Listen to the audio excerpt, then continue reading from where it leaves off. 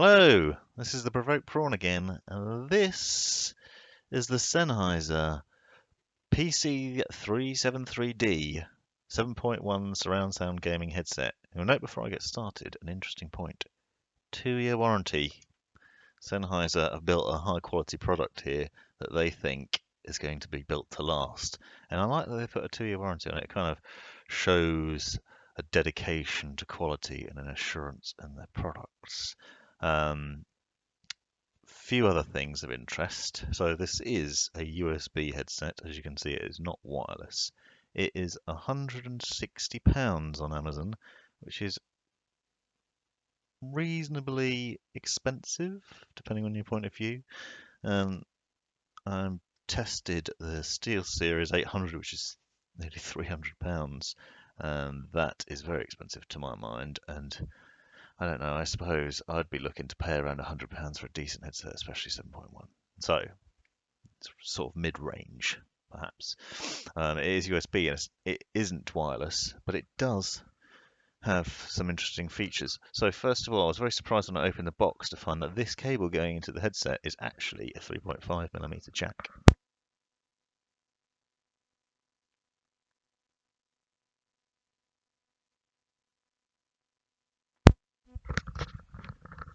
Which is unusual, especially based on the fact that I just told you it's USB.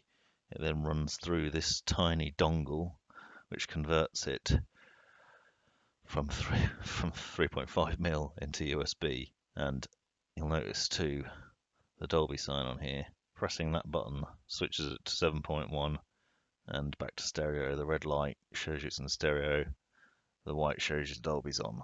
The headset comes with Sennheiser's own software, which has an equalizer for switching between music, esports, games, and just being off. There's a noise reduction cancellation on the mic, and you can also adjust the side tone, but it's pretty simple software, which actually is quite refreshing because I think some of the throw-in software that's a bit too complicated and completely unnecessary. Now onto the design itself, you'll notice an open cup sort of design here. This is not a noise cancelling headset. Quite a bit of sound gets inside it, but they are large cups and they are very comfortable. This doesn't have the leather cups, which is my preference, but it has got velvet ear cups. So I'm going to show you that.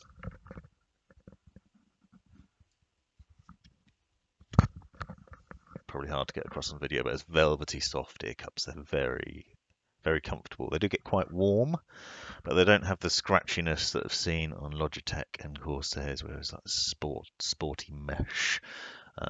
So they sit nice. They sit nicely on the head and on the ears, and it's good for a long play session. I also like that it covers the ears nice and comfortably. They're very large, as you can see. Other highlights include a volume wheel on the right hand ear. You can roll it up and down really easily to change the volume, which I think is useful. It's preferable to having it on a dongle, which is also worth noting. If you see, this cable is insanely long, which I really like. I don't like short ones where you're constantly getting tugged. There is a danger of obviously being long that it's going to get caught up on things, but if it does get caught, it will just pull out. And that is the other benefit of this. This isn't solidly stuck in there because it's a 3.5mm. If you stood on it, it would just pull out, and therefore you're not going to damage the headset or accidentally throw it across the room, which I think is actually really good. I was just a bit skeptical about converting 3.5 to USB. I didn't see how you can change a 3.5 phono connection into a USB and then somehow be virtual surround sound. And I think I was quite justified in that because of the surround sound headsets I've tested, this one is probably a bit airy in the way it delivers your audio. I do find like it feels like you're in a big hall. The sound's a bit lost. It is surround sound and it does do the surround sound well, but I did feel like it was just a bit light. It wasn't as convincing as other headsets. Having said that, this headset does have a lot going for it. The comfort is one of the main ones. I really like the velvet cups. I haven't seen them much on other headsets I've tested. I like the microphone. You can see close up, look, it is chunky and heavy duty. It also, you see these red lines here, bends in the middle. It's got a nice bendy bit going on. You can see The mic itself, both sides of it are like this. It has a really good quality to it. Again, as with other headsets we've tested, fold it up and it mutes. And it was muted, and then when you bring it down, back down, it isn't anymore. It is a good quality microphone. I did experience some problems. And it's interesting because I tested it out twice. I've tried it in different USB ports and actually between testing other headsets. And initially I experienced some problems where it would work in Skype just fine, but it wouldn't work in Slack or Discord when on voice calls or in voice servers. People couldn't hear me. I don't know why, because Windows was saying that I could be heard. I could be heard in recording software, and I could be heard on Skype, like I said. But on Discord and Slack, it didn't work. Just plain didn't work. People couldn't hear me. It was very odd. However, I have since reinstalled the software and tried a different USB port, and I don't. It's fine now. No issues, which is very odd. I don't think it could have been software related or Windows related or even USB related, because why would it work in some ports and not others? And why would it work in some programs and not others? I don't know. But I wouldn't like to put it down to the headset because, like I said, it has worked now. I just think it's worth noting. If you see that sort of mentioned anywhere else, it might be worth considering.